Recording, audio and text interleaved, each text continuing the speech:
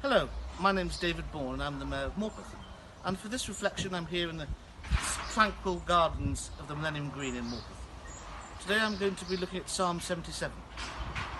It says, I cried unto God with my voice, even unto God with my voice, and he gave ear unto me.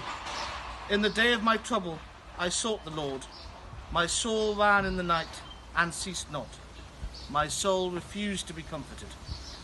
I remembered God and was troubled. I complained, and my spirit was overwhelmed. Selah. Thou holdest mine eyes waking. I am so troubled that I cannot speak. I have considered the days of old, the years of ancient times. I call to remembrance my song in the night. I commune with mine own heart, and my spirit made diligent search. Will the Lord cast off forever? And will he be favourable no more? Is his mercy clean gone forever? Doth his promise fail for evermore? Hath God forgotten to be gracious? Hath he in anger shut up his tender mercies? Selah. And I said, this is my infirmity, that I will remember the years of the right hand of the Most High. I will remember the works of the Lord. Surely I will remember thy wonders of old. I will meditate also of all thy work, and talk of thy doings.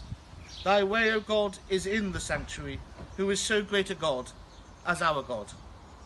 Thou art the God that doest wonders. Thou hast declared thy strength among the people. Thou hast with thine arm redeemed thy people.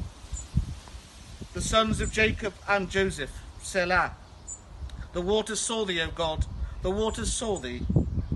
They were afraid. The depths also were troubled. The clouds poured out water, the skies sent out a sound, thine arrows also went abroad. The voice of thy thunder was in the heaven, the lightnings lightened the world, the earth trembled and shook.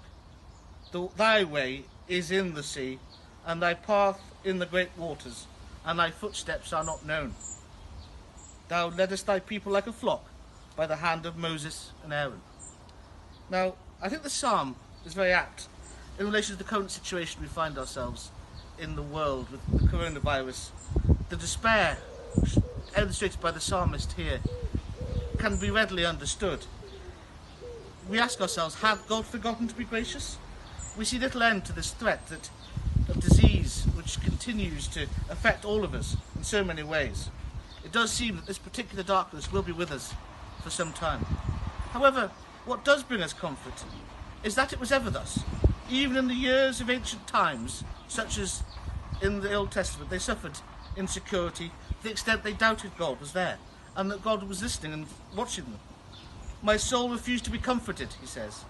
They had despair, but they kept their hope. They cried out to God and he did give an ear. But then, as in now, the psalmist says the true strength of consolation lies in God. He has given us the human spirit to endure the dark and ultimately to overcome it. The psalmist talks about the great power and strength of God, and as his children we share in that strength to endure. To me there is an immense comfort in that. We have the resources within us and around us to rebuild and to reconnect. Although God's footsteps aren't known, they are still there. He leddest the people like a flock. So like in the time of Moses and Aaron, the flock will ultimately reach its destination, no matter how circuitous or the route or the travails of the journey. And that is always to be remembered. Amen.